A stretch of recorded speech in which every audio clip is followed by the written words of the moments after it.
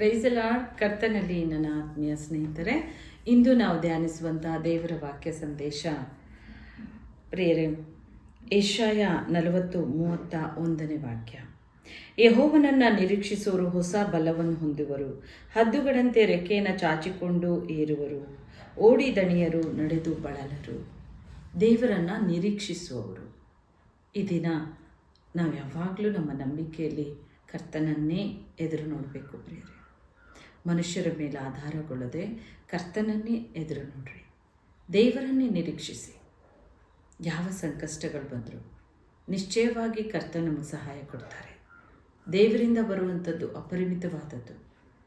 ಕರ್ತನ ಆ ಕಾರ್ಯಗಳು ಗ್ರಹಿಸೋಕ್ಕೆ ಸಾಧ್ಯವಾದದ್ದು, ಅಸಾಧ್ಯವಾದದ್ದು ಪ್ರಿಯರೇ. ಅದಕ್ಕೆ ದಾವೀದನು ದೇವರನ್ನೇ ನಂಬಿಕೊಂಡು ಆತನನ್ನೇ ಎದುರು ನೋಡ್ತಾ ಇದ್ದರು. ಎಂಥ ಸಂಕಷ್ಟ ಬಂದರೂ ದಾವೀದ ಕರ್ತನನ್ನೇ ನಿರೀಕ್ಷಿಸಿ, ಯೆಹೋವನಿಂದಲೇ ನನ್ನ ಸಹಾಯ, ಯೆಹೋವನಿಂದಲೇ ನನ್ನ ಬಲ, ಆತ ನನ್ನ ಗುರಾಣಿ, ಆತ ನನ್ನ ದುರ್ಗ, ಆತ ನನ್ನ ಕೋಟೆ ಎಂಬುದಾಗಿ ಹೇಳ್ತಾನೆ. ಹಾಗೆ ಇವತ್ತು ನಾವು ದೇವರನ್ನು ನಿರೀಕ್ಷಿಸುವಾಗ ದೇವರು ಹೊಸ ಬಲವನ್ನು ಒದಗಿಸ್ತಾರೆ. ದೇವರನ್ನೇ ನಿರೀಕ್ಷಿಸಿ ಪ್ರಾರ್ಥಿಸುವಾಗ ಕರ್ತನು ಅಪರಿಮಿತವಾದ ಶಕ್ತಿ, ಅಪರಿಮಿತವಾದ ಒಂದು ಆಶೀರ್ವಾದ ನಮ್ಮ ಮೇಲೆ ಸುರಿಸ್ತಾರೆ ಪ್ರಿಯರೇ. ಅವರು ಓಡಿ ದಣಿಯರು, ನಡೆದು ಬಳಲರು. ಯೆಹೋವನನ್ನು ನಿರೀಕ್ಷಿಸುವವರು ಹೊಸ ಬಲವನ್ನು ನೋಡಿ, ಹೊಸದಾದ ಬಲ. ಹೇಗೆ ಅಂದರೆ ಹದ್ದಿಗೆ ಬರುವಂತೆ ಹದ್ದು ತನ್ನ ರೆಕ್ಕೆಗಳನ್ನು ಚಾಚಿಕೊಂಡು ಮೇಲಕ್ಕೆ ಏರಿ ಹೋಗುವ ಪ್ರಕಾರ ನೀವು ಉನ್ನತ ಸ್ಥಾನದಲ್ಲಿರ್ತೀರ. ದೇವರನ್ನೇ ನಿರೀಕ್ಷಿಸಿ.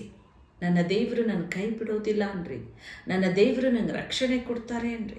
ನನ್ನ ದೇವರಿಗೆ ಅಸಾಧ್ಯ ಒಂದೂ ಇಲ್ಲ ಅನ್ರಿ. ನನ್ನ ದೇವರು ಅಪರಿಮಿತವಾದ ಅದ್ಭುತ ಮಾಡ್ತಾರೆ ಅಂತ ಹೇಳ್ರಿ. ಕರ್ತನ ಹಾಗೆ ಮಾಡ್ತಾರೆ. ಆತನಿಗೆ ಅಸಾಧ್ಯ ಒಂದೂ ಇಲ್ಲ ಪ್ರಿಯರೇ. ಆತನನ್ನು ನಿರೀಕ್ಷಿಸೋರು ಹೊಸ ಬಲವನ್ನು ಹೊಂದಿಕೊಳ್ತೀರ.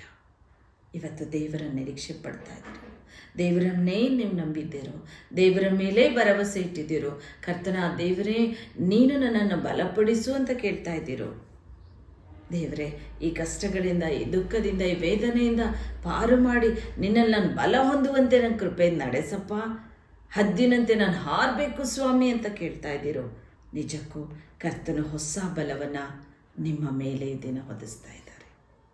ಆತನ ಪವಿತ್ರಾತ್ಮನ ಶಕ್ತಿ ಅಪರಿಮಿತವಾದ ಶಕ್ತಿ ಪ್ರಿಯರೇ. ಆ ಬಲ ನಮ್ಮ ಮೇಲೆ ಬರುವಾಗ ಹದ್ದಿನಂತೆ ನಾವು ಹಾರಿ ಚಿಮ್ಮುತ್ತೇವೆ. ಹೊಸದಾದ ರೆಕ್ಕೆ ಬಂದಾಗ ಹೇಗೆ ಹದ್ದು ಮೇಲಕ್ಕೆ ಏರಿ ಚಿಮ್ಮಿ ಹಾರುತ್ತೋ ಆ ಪ್ರಕಾರ ನೀವಿವತ್ತು ಉನ್ನತವಾಗಿ ಹಾರ್ತೀರ. ಎಲ್ಲ ಬಂಧನಗಳು ಕಳಚಿ ಬಿಡುತ್ತೆ. ನನ್ನ ದೇವರು ನನಗಿದ್ದಾನೆ, ನನ್ನ ದೇವರು ನನಗೆ ಬಲವನ್ನು ಕೊಡ್ತಾ ಇದ್ದಾರೆ, ನನ್ನ ದೇವರು ನನಗೆ ರಕ್ಷಣೆ ಕೊಡ್ತಾರೆ, ನನ್ನ ದೇವರು ನಾನು ಎಲ್ಲೇ ಹೋದರೂ ನನ್ನ ದೇವರು ನನಗೆ ಆ ಕಾರ್ಯದಲ್ಲಿ ಜಯವನ್ನುಂಟು ಮಾಡ್ತಾರೆ ಅಂತ ಹೇಳ್ರಿ. ಕರ್ತನ ನಿನ್ನ ನಿರೀಕ್ಷೆಗೆ ತಕ್ಕಂತೆ, ನಿಮ್ಮ ಒಂದು ಪ್ರಾರ್ಥನೆ ಬೇಡಿಕೆಗೆ ತಕ್ಕಂತೆ, ನಿಮ್ಮ ನಂಬಿಕೆಗೆ ತಕ್ಕಂತೆ ಇಂದು ಕರ್ತ ನಿಮ್ಮನ್ನು ಆಶೀರ್ವದಿಸ್ತಾ ಇದ್ದಾರೆ. ಹೊಸ ಬಲವನ್ನು ಒದಗಿಸ್ತಾ ಇದ್ದಾರೆ. ನೀವು ಓಡಿ ದಣಿಯರು, ನಡೆದು ಬಳಲರು. ದೇವರ ಬಲ ನಮ್ಮ ಮೇಲೆ ತುಂಬುವಾಗ ಸೋಲೆಂಬುದೇ ಇಲ್ಲ ಪ್ರಿಯರೇ. ಎಲ್ಲದರಲ್ಲೂ ಕರ್ತನು ನಮಗೆ ಜಯವನ್ನೇ ತರ್ತಾರೆ.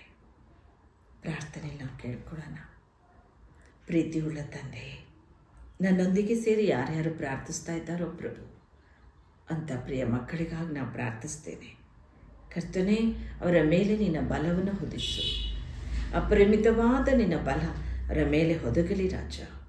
ಅವರನ್ನು ಆವರಿಸಿಕೋ, ಅವರನ್ನು ಆಶೀರ್ವದಿಸು ಅಪ್ಪ. ನೀನು ಅವರ ನಿರೀಕ್ಷೆಗೂ ಮೀರುವಂತೆ ಸ್ವಾಮಿ ಹೊಸ ಬಲದಿಂದ ತುಂಬಿಸು.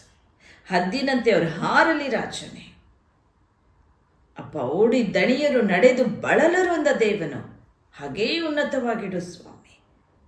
ಅವರ ಏನೇ ಕಾರ್ಯಗಳಲ್ಲೂ ನಿನ್ನನ್ನೇ ನಿರೀಕ್ಷಿಸಿ ಕೇಳುವಾಗ ತಂದೆಯೇ ಅಪರಿಮಿತವಾದ ಒಂದು ಜಯವನ್ನು ತಾರಪ್ಪ, ಬಲವನ್ನು ಹೊದಿಸಪ್ಪ. ನಿನ್ನ ಮಕ್ಕಳು ಸೋತು ಹೋಗಕೂಡದು.